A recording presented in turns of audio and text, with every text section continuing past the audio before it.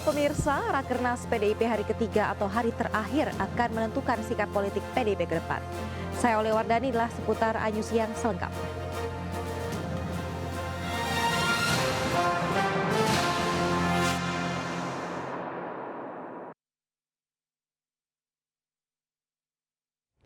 Pemirsa, sopir bus rombongan pelajar SD yang kecelakaan di Ogan Komering Ilir, Sumatera Selatan Sabtu kemarin kabur usai kejadian.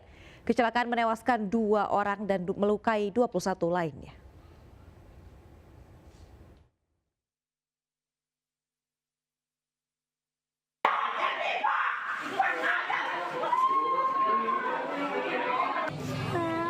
Kecelakaan maut rombongan Staditur SD ini terjadi di Jalan Lintas Timur Ogan Komering Ilir, Desa Buluh, Cawang, Kayu Agung, Sumatera Selatan. Bus terguling setelah menabrak truk. Rombongan SD Negeri 01 Arisan Jaya Campapa Ogan Komering Ulu Timur ini dalam perjalanan pulang usai Staditur ke Palembang.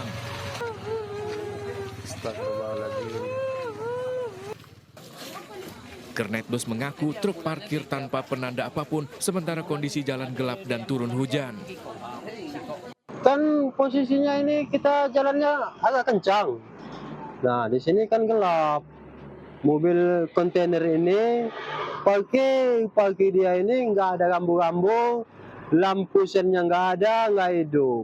Kita posisi hari hujan, jadi jarak pandangnya ya nggak kelihatan lah jauh. Akibat kecelakaan ini 2 orang penumpang bus tewas sementara 21 lainnya luka-luka dilarikan ke RSUD Kayu Agung. Supir bus melarikan diri usai kecelakaan, kini dalam pengejaran. Untuk sopir bus sampai dengan hari ini masih posisinya masih melarikan diri. Dari Kabupaten Ogan Komering Ilir, Sumatera Selatan, Fitriadi, iNews melaporkan. Pemirsa, libur panjang telah berakhir, ribuan warga kembali ke Jakarta untuk bersiap memulai aktivitas bekerja dan bersekolah esok hari. Kepadatan penumpang pun terjadi di terminal kedatangan Stasiun Senen, Jakarta Pusat. Ribuan penumpang tiba di Stasiun Senen, Jakarta Pusat pagi tadi atau di hari terakhir libur panjang Waisak dan akhir pekan. Mayoritas penumpang tiba berasal dari Yogyakarta dan Surabaya. Sepanjang periode libur panjang 4 hari terakhir tercatat ada 138.000 tiket terjual untuk keberangkatan. 90.000 diantaranya berangkat dari Stasiun Pasar Senen.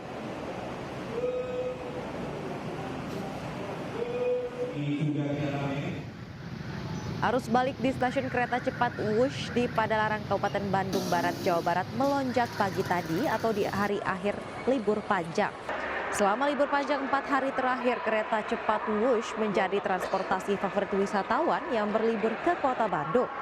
Pasalnya dengan kereta Wush jarak tempuh Jakarta-Bandung bisa ditempuh hanya 30 hingga 40 menit saja. Jauh lebih singkat dari 2 jam perjalanan melalui tol.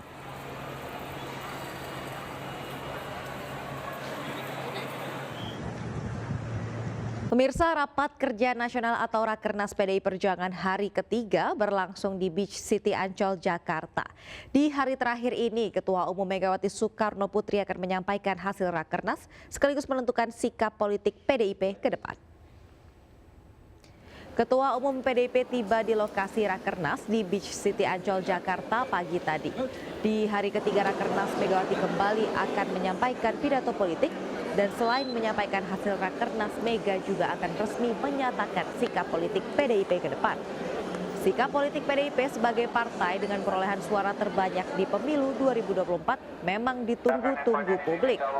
Sebagai partai pemerintah selama 10 tahun terakhir, sikap PDIP kini ditunggu-tunggu, terutama usai calon yang diusung partai tersebut kalah dalam kontestasi Pilpres lalu.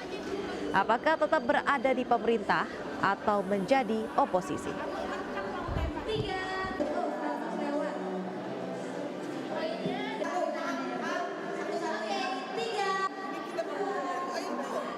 Pemirsa, untuk mengetahui informasi terkini di Rakernas PDIP sudah ada rekan kami Jen Cahyani di sana. Ya, selamat siang Jen, bagaimana kondisi di sana? Silakan dengan laporan Anda.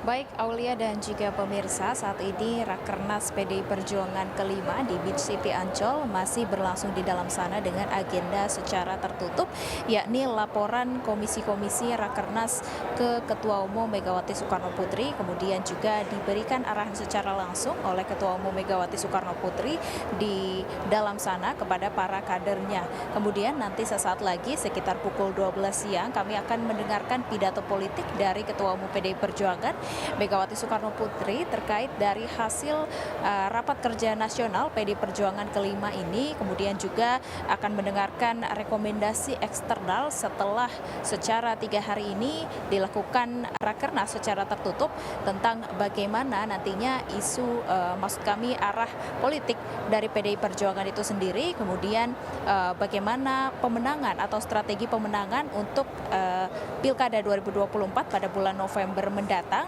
Dan nantinya kita akan mendengarkan bersama-sama pidato politik dari Ketua Umum Megawati Soekarno Putri, bagaimana kemudian arah politik PDI Perjuangan di dalam pemerintahan tahun 2024-2029 yang akan dipimpin oleh Prabowo Gibran.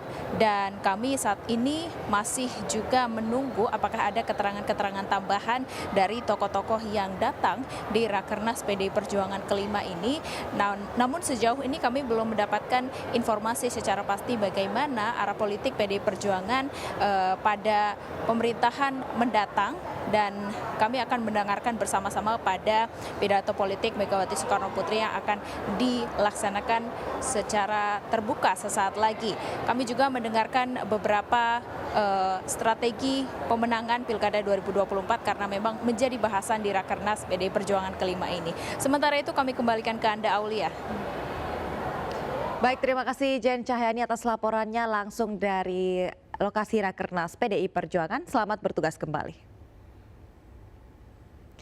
Sementara itu, pemirsa, di saat PDIP akan mengumumkan sikap politik di Rakernas saat ini, Presiden Joko Widodo masih menghabiskan libur panjang akhir pekan di kota Yogyakarta bersama keluarga. Jokowi tidak hadir dalam Rakernas PDIP dan tidak diundang. Sambil menyapa warga, Jokowi membagikan kaos kepada masyarakat yang mengerumuninya di sepanjang kawasan Malioboro, kota Yogyakarta. Kepada para pedagang, Jokowi juga membagikan amplop berisi uang senilai Rp300.000 yang disambut antusias warga. Senang sekali kok. Emang sering Pak Jokowi bagi-bagi gini? Bagi-bagi, siang bagi sebelah. Tadi ya. Tapi saya kan belum datang sampai Baru bagian ini. baru bagian ini, alhamdulillah. Presiden Jokowi menghabiskan libur panjang akhir pekan dan tinggal di Istana Kepresidenan Yogyakarta sejak Rabu lalu. Tidak ada kegiatan kenegaraan yang dilakukan Presiden sepanjang akhir pekan. Di saat bersamaan, PDIP, partai pengusung Jokowi selama 2 periode, melakukan rapat kerja nasional atau Rakernas di kawasan Ancol, Jakarta. Namun, Jokowi memang tidak diundang dalam acara Rakernas tersebut. Ketua Pelaksana Rakernas PDIP Jarod Saiful Hidayat menyebut alasan tidak mengundang Jokowi karena Jokowi sangat sibuk dan menyibukkan diri. Dari Yogyakarta, Galih Wisma iNews melaporkan.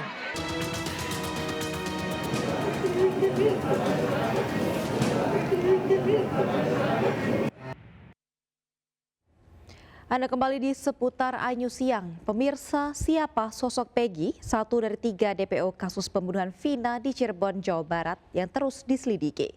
Dari penelusuran polisi, Peggy diketahui sempat berganti nama menjadi Robi di tempat kerjanya di Bandung, Jawa Barat.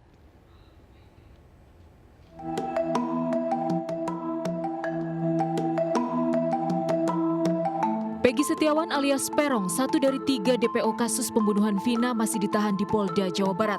Sosok Peggy, kuli bangunan yang bisa lolos dari kejaran polisi hingga 8 tahun lamanya memicu pertanyaan besar. Polisi mengaku sulit melacak keberadaan Peggy lantaran sempat berganti nama menjadi Robi di tempat kerjanya di Bandung. Robi alias Peggy diketahui juga sempat menyewa kamar kontrakan di Kampung Muara Ciparai, Kecamatan Ketapang, Kabupaten Bandung. Namun Peggy hanya sekitar 5 hari menetap dengan alasan untuk menjenguk ayahnya. Itu Peggy memang di Bandung, tapi pas tinggal di sini sama orang tuanya itu baru 5 hari. Kata orang tuanya tuh pas waktu penggeledahan tuh baru 5 hari dia di sini. Peggy alias Perong ditangkap di Bandung, Jawa Barat Selasa lalu. Munculnya nama Peggy sebagai salah satu DPO menuai keraguan sejumlah pihak. Salah satunya ciri fisik Peggy yang beda jauh dengan ciri fisik di daftar DPO. Rumah keluarga Peggy di Cirebon juga pernah digeledah pada 2016 dan 2 motor disita polisi serta tidak dikembalikan. Namun Peggy tidak ditangkap saat itu. Setelah 8 tahun berlalu, tiba-tiba Peggy ditetapkan DPO dan ditahan. Atas banyaknya kejanggalan, kuasa hukum Peggy kini mengajukan pra-peradilan.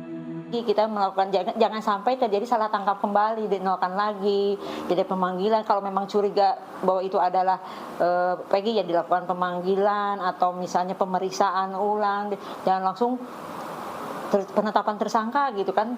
Kita juga kaget. Misteri pembunuhan Vina belum seutuhnya terkuak.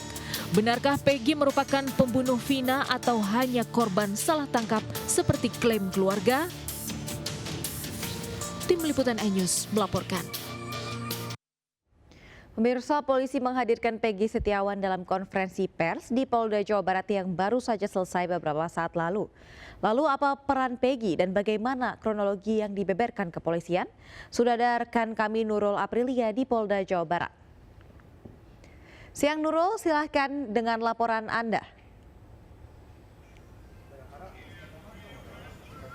Ya, selamat siang Aul dan juga pemirsa. Tempat saya melaporkan saat ini di Polda Jawa Barat, di Ditreskrimum Polda Jawa Barat, bahwa beberapa menit yang lalu telah dilaksanakan konferensi pers ataupun rilis secara resmi dari pihak kepolisian khususnya dari Polda Jawa Barat. Tentunya ada beberapa pertanyaan dari masyarakat terkait DPO yakni Peggy Setiawan sudah terungkap dan diberikan rilis secara resmi.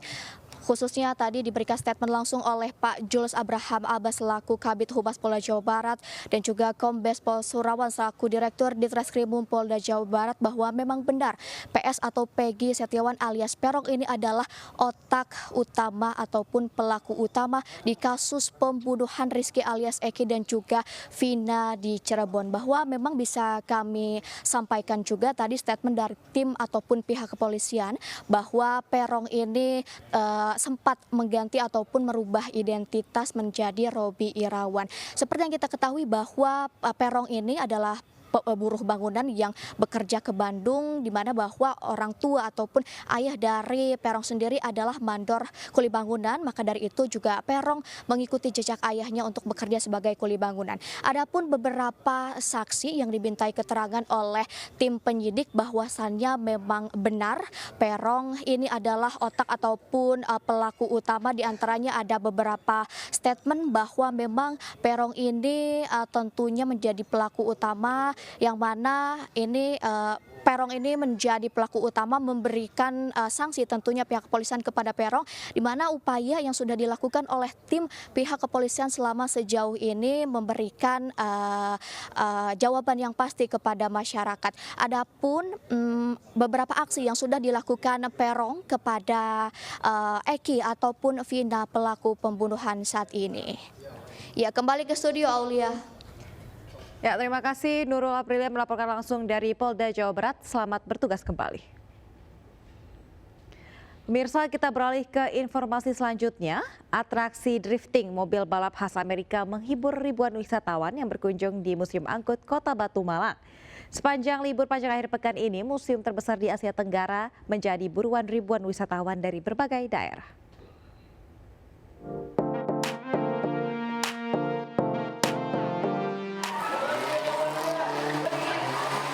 Meliuk-liuk dengan suara rem yang berderit, atraksi mobil ini menjadi salah satu pertunjukan paling dinanti pengunjung di Museum Angkut Kota Batu Malang, Jawa Timur. Tak hanya menonton, pengunjung juga bisa ikut menjajal keseruan aksi drifting ini dengan menjadi penumpang. Digelar setiap sore hari, aksi Man of Fire ini dilakukan langsung oleh pengemudi terlatih dengan mobil-mobil seri klasik.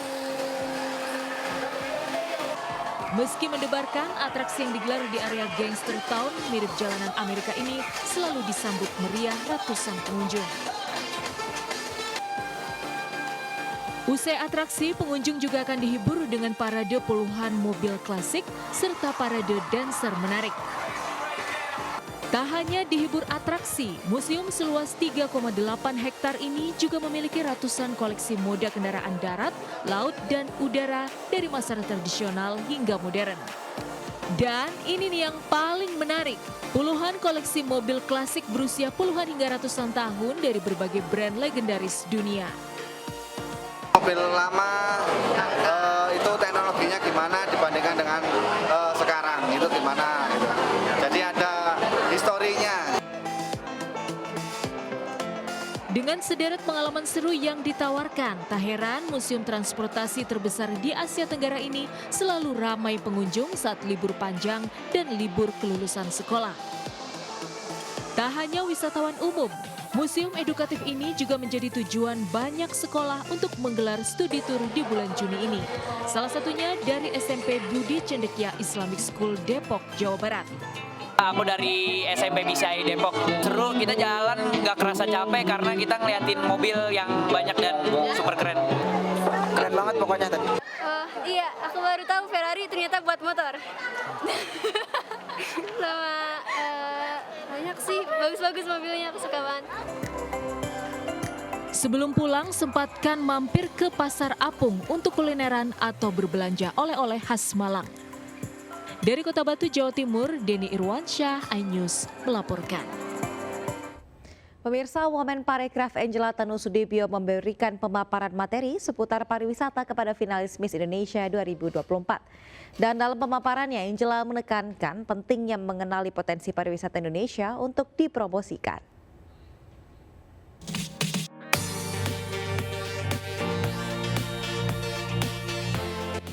Rangkaian karantina Miss Indonesia 2024 terus berlangsung dengan sejumlah pembekalan materi dari Dewan Juri. Kali ini Wakil Menteri Pariwisata dan Ekonomi Kreatif Indonesia Angela Tanusudibyo yang turut memberikan materi seputar pariwisata. Dalam sesinya, Angela mengajak ke-38 finalis untuk mengenali potensi pariwisata dari provinsinya. Pasalnya, dengan mengenal potensi pariwisata tiap provinsi, para finalis dapat menjadi agen promosi kepada wisatawan baik dalam maupun luar negeri. Selain itu, Angela menilai ajang Miss Indonesia memiliki kaitan yang erat untuk memajukan pariwisata. Lebih jauh, Angela berharap para finalis Miss Indonesia dapat menjadi wanita yang turut berkontribusi bagi sektor pariwisata tanah air.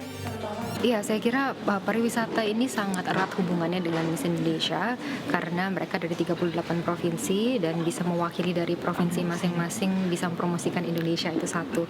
Kedua, karena pariwisata Indonesia itu adalah yang terdepan terkait women empowerment karena 54% dari tenaga kerja pariwisata adalah perempuan. Jadi ini juga relevan untuk Miss Indonesia dan tentunya pariwisata ini kan juga dampaknya terhadap sosial, budaya dan kemajuan ekonomi rakyat ini kan sangat besar, jadi sangat cocok juga dengan apa yang diperjuangkan di Miss Indonesia melalui Beauty with Purpose-nya mereka. Angela juga berperan sebagai Dewan Juri yang nantinya akan memilih sosok Miss Indonesia 2024. Kriteria manner, impresif, smart, dan sosial menjadi unsur penting yang harus dimiliki wakil Indonesia dalam ajang Miss World. Dari Jakarta, Bayu Pradana, Muhammad Faisal, iNews melaporkan. Pemirsa, di era digitalisasi, para santri didorong untuk menciptakan konten-konten kreatif yang bermanfaat untuk masyarakat. Konten ini juga bisa dimanfaatkan untuk mempromosikan potensi ekonomi kreatif yang ada di pondok pesantren, yaitu seni kaligrafi.